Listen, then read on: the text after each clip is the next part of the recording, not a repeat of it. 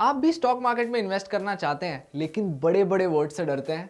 फिकर not. Master the market angel one की series यहां होगी हर Sunday to simplify all these words for you, ताकि आप एक इन्फॉर्म्ड इन्वेस्टमेंट डिसीजन ले सके। तो चलिए आज के हमारे टॉपिक की शुरुआत करते हैं, जो है आईपीओ इन्वेस्टमेंट स्ट्रैटेजी।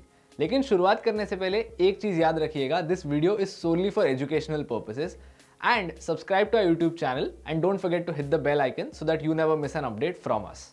हम सबको ना लेटेस्ट मार्वल मूवीज से भी ज्यादा एक्साइटमेंट होती है आईपीओ की, and naturally Indians love IPOs. In fact इस प्रीवियस ईयर में जो सारे आईपीओज हुए थे, most of them were over subscribed, so we can understand that rejection might hurt a little. लेकिन चलिए आज उन स्ट्रैटेजीज की बात करते हैं that may help your IPO investments.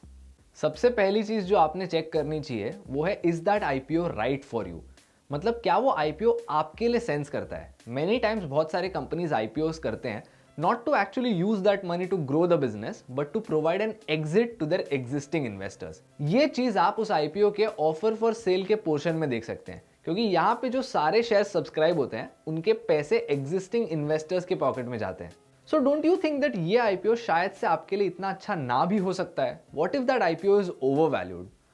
You should consider an IPO investment just like buying a stock from NSE और BSE, because in the end ये भी एक स्टॉक ही है जो आपके पोर्टफोलियो का एक हिस्सा हो सकता है।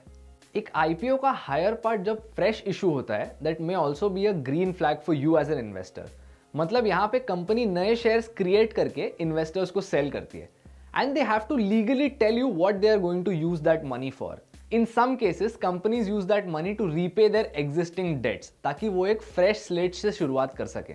बहुत सी ऐसी कंपनीज होती है जो अपने एग्जिस्टिंग बिजनेस को एक्सपैंड करती हैं। फिर कुछ ऐसी कंपनीज होती है जो नए प्रोडक्ट्स की रिसर्च करने में वो पैसे इन्वेस्ट करती हैं। In the end you have to figure out ये कॉज क्या है and whether or not it's right for you as an investor. In the end आपको अगर उस कंपनी में पोटेंशियल और फ्यूचर नजर आता है तो you should go for that IPO. Number 2, know what you expect. अगर आप जानते हो कि आपको उस कंपनी से क्या चाहिए, अगर आपको लगता है कि ऐसी प्राइस वापस मार्केट में नहीं आने वाली and that the valuation is really attractive, then you should subscribe to that IPO for the extreme long term. But कुछ ऐसे भी लोग होते हैं जो नहीं जानते कि उनको उस कंपनी से क्या चाहिए और वो कंपनी आगे के 10 सालों में कैसे परफॉर्म करने वाली है। ऐसे ही लोग आईपीओज में अपने हाथ जला बैठते हैं। And if you are doing this for the listing gains, तो आपको एक रियलिटी चेक दे देता हूं।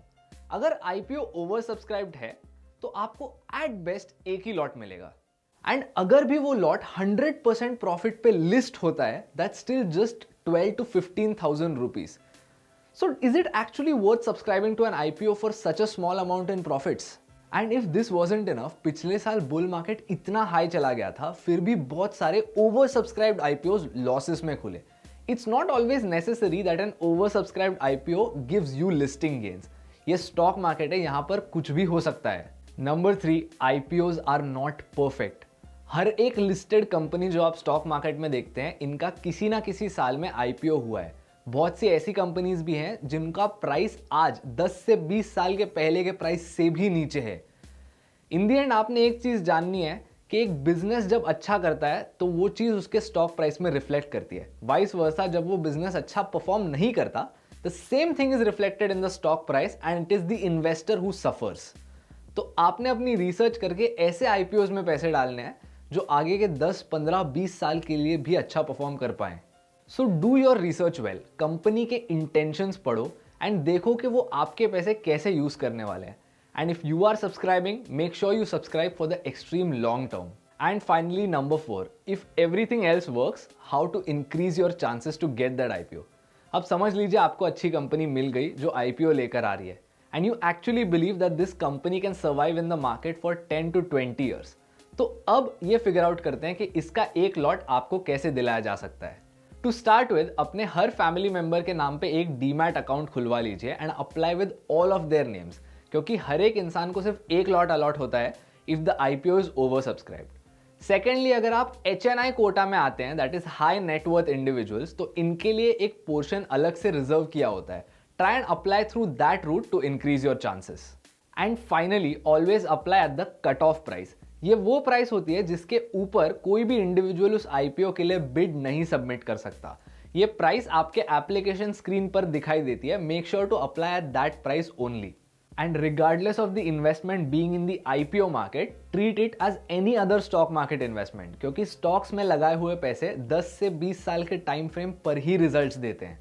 Anyway, आप हमें कमेंट्स में बताइए कि आपका फेवरेट IPO कौन सा था this year. And if you enjoyed learning with us, don't forget to like this video, subscribe to our YouTube channel and hit the bell icon so you never miss an update from us. And pinned comment से हमें बताइए कि आप अगले Sunday कौन सा topic देखना पसंद करेंगे. Until then, keep learning, keep investing.